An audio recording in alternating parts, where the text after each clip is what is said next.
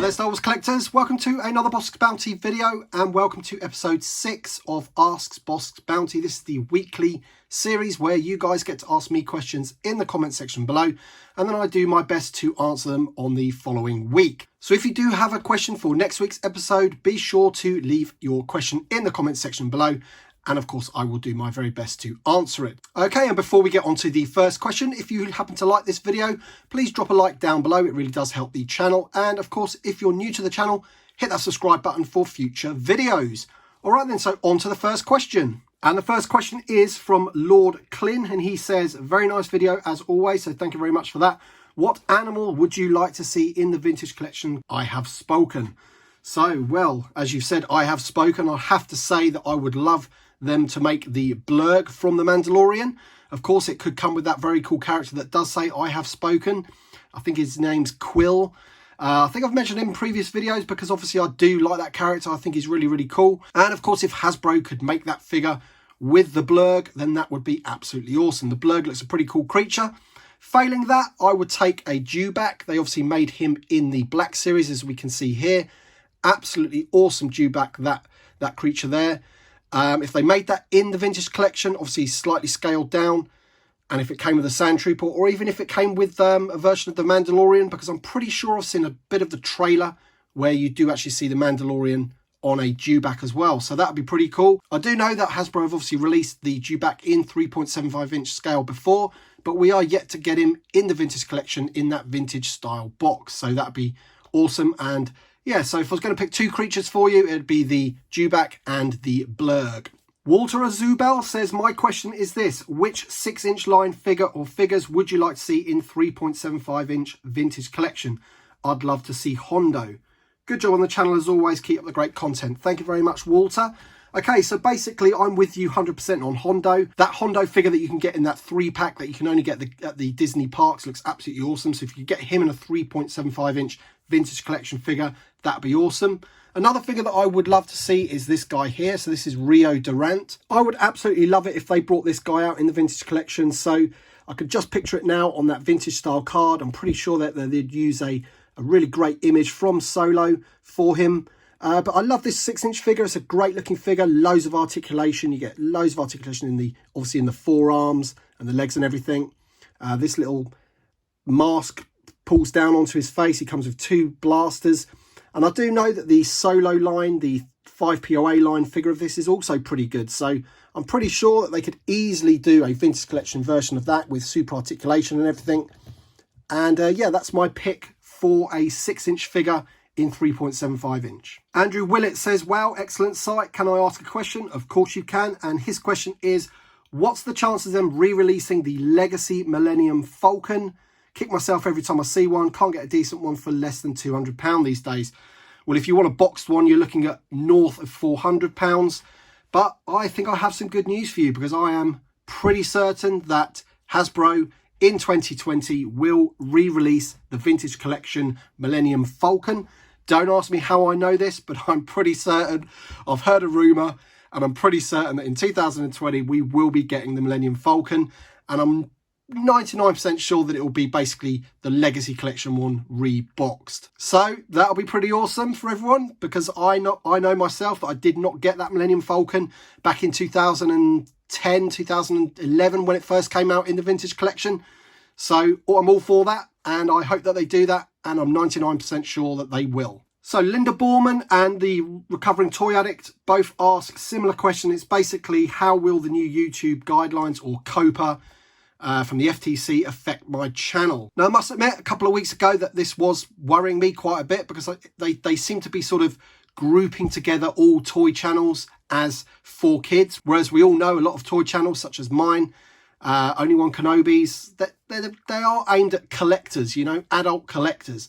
Now I know that kids collect toys as well, but we're talking about, you know, premium figures here. I have never actually made my content for kids, but recently the FTC wrote a new blog post on this, and that has made me feel a whole lot better about it because they actually do list some channels that they were sort of kind of cracking down on, and it's the kind of channels that my 6-year-old son watches, basically. Like, I think it's Evans Toys or something like that, And basically, obviously, they are looking at very much kids' toys, and they have kids in the videos and that sort of thing. And I think that they're going to be able to distinguish, you know, for kids channels and channels like mine in the future. So I'm a lot more happy about the situation now. So hopefully it won't affect me at all, and we can keep making content and you guys can keep watching it. And I won't get my community tab or my comments taken away, which was the biggest fear for me, because I think that my channel sort of lives off of that, the comments section. So yeah, I'm not so worried about it. So hopefully a bright future. Chris Rook says, what do you think about the upcoming Jedi Revan GameStop exclusive? I love it. I think it looks great. I'd love one in the vintage collection as well. And it seems that GameStop are doing these sort of gaming figures. They've got like an exclusive with Hasbro to do more of these gaming legends, I think they're called, or something like that. There's going to be a battle droid as well. And Hasbro recently actually did confirm at one of the toy conventions that they are going to be doing a lot more of those with GameStop. So future's bright for the 6-inch line at GameStop. Sci-Fi says, would love to see Bib Fortuna and Reese in the 6-inch line. What do you reckon? 100% there with you, mate.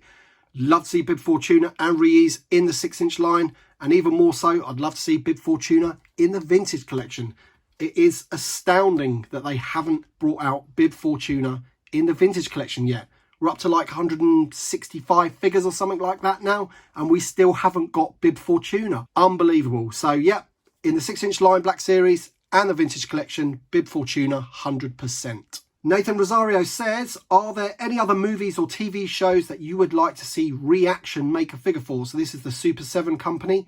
My number one choice would be the American Werewolf in London. Well, that's a great choice, to be honest. I'd love to see that. I think the card backs for those would look absolutely amazing. There are a few things that I would pick, things that I used to watch in my youth that I could see them doing if they could get the license, and that's things like the Dukes of Hazzard or Knight Rider, Airwolf, perhaps even the Fall Guy, if anyone remembers that.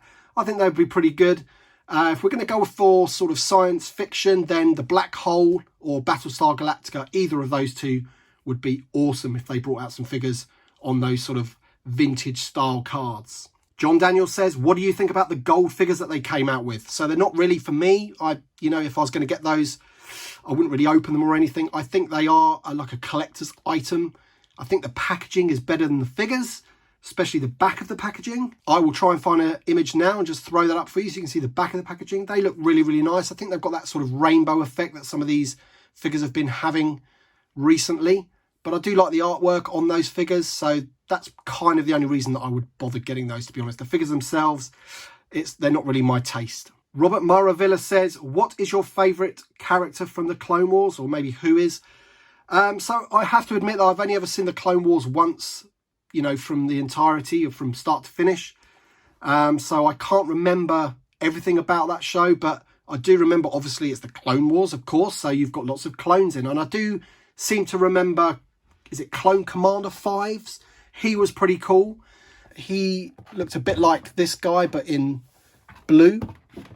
So if they were going to release a ARC Trooper Commander 5s on the vintage card like this, so basically a blue version, as I mentioned, of this figure, I'd love that. So yeah, I think, as I say, it's been a long time since I watched the Clone Wars. Maybe I'll have to watch it again, seeing as the new episodes are coming out. But I think Commander 5s is pretty cool, so I'll go with him. Edward Schuenbeck says, it's quite a long question, but he's basically asking, do I think that HasLab would make the 80 M6? So these are the big Gorilla Walker type things from The Last Jedi, and if I'm going to be honest, I very much doubt it. And I doubt that we'd ever get one in even the vintage collection.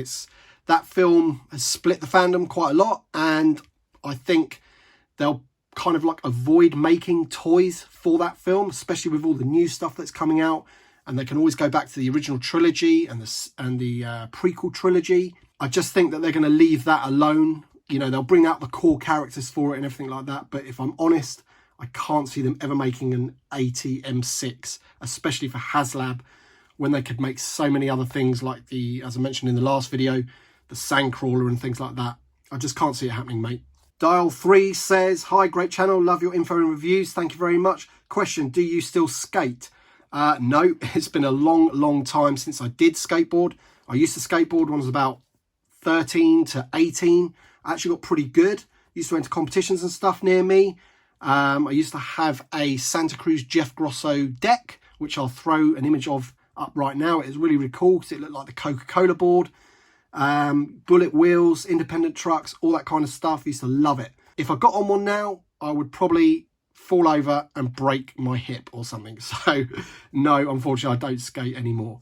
Omar Mina says, will we see an unmasked Kylo Ren in the vintage collection? Well, I can say yes, we probably will. When is another matter.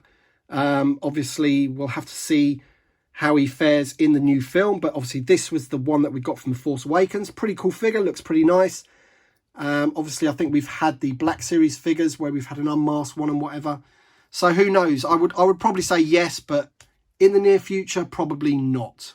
Connection 330 says, do you think they will re-release the sail barge? No, I don't think they will. It was a massive kerfuffle in the first place, trying to get that thing off the ground with the whole distribution of it and everything. And I just think it was a once-in-a-lifetime opportunity to get it. And I just cannot see them sort of releasing it for general sale in retail shops and everything. It's just too big. So to answer your question, no, I don't think that they will. Bidu Sukul says, fun video as always. Thank you very much. My question, what do you think of the revamped, more human-like Trandoshans we've seen in The Mandalorian? I ain't keen on them myself. Yeah, I can see what you mean. They do look a little bit more human-like, I must admit. We haven't seen them too much. They had a bit of a fight, didn't they, with The Mandalorian? And at that point, when they're having a bit of a fight, they looked a bit more orange than say, Bossk does. And if I was trying to think of what they reminded me of, there was a film in the 80s called, I think it was Enemy Mine. Pretty good film, actually. They had an alien in that which reminded me very much of the ones that are in The Mandalorian. He's that kind of scaly-looking fella. But in terms of, did it bother me that much? It didn't bother me that much. I mean, you never know. It hasn't actually been confirmed that they are Trandoshans. And if they are, they might be a sort of slightly different variant race of the one that was that Bossk is, for example.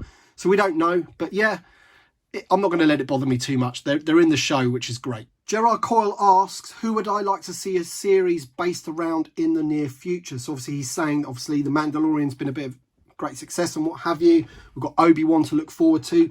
Now, this one's a bit of a difficult one for me, mate, because I just think we need to leave certain characters alone. So I did enjoy the Solo film, for example, but if I was honest, I wouldn't have chosen Han Solo as a character to be featured in his own film, let alone series. So the Obi-Wan's a bit different because we've already had Ewan McGregor play him. So him reprising that role is perfect. And I'm sure that series will be absolutely awesome. But when I'm thinking about different characters from all the other films and things like that, you know, you could think of Yoda and what have you. I just think they need to leave those characters alone and concentrate on something new. So the Mandalorian's new. Of course, he looks similar to Boba Fett and everything, but it is his own character, which is great.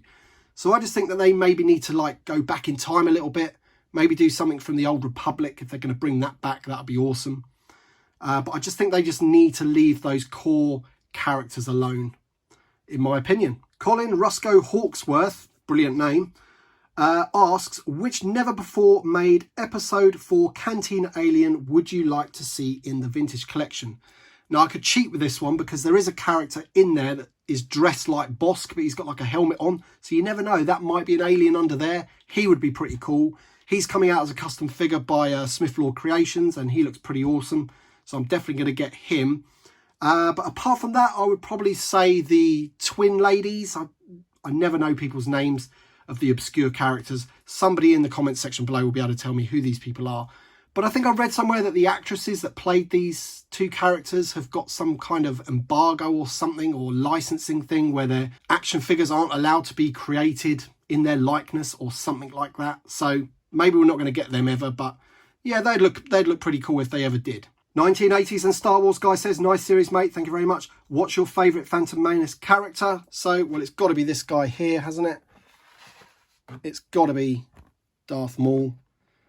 I think this would probably qualify as most people's favourite from the Phantom Menace. A lot of people don't like the film. I'm not, too bothered about it. I quite like it, especially, obviously, when the doors open and this guy comes out and the double-bladed lightsaber comes out. That music, the Duel of Fates, when it's playing, absolutely awesome character. Got chopped in half way too soon. I would have liked it if he had continued to be a threat throughout the prequel trilogy. That would have been pretty cool.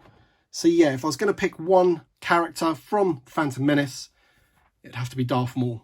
Bill Pork says, with Christmas on the way, looking back, what was the best Star Wars Christmas gift you received as a kid? Mine was the Kenner Death Star playset. So it's hands down the Millennium Falcon for me. I remember I got it when I was about 6, I think.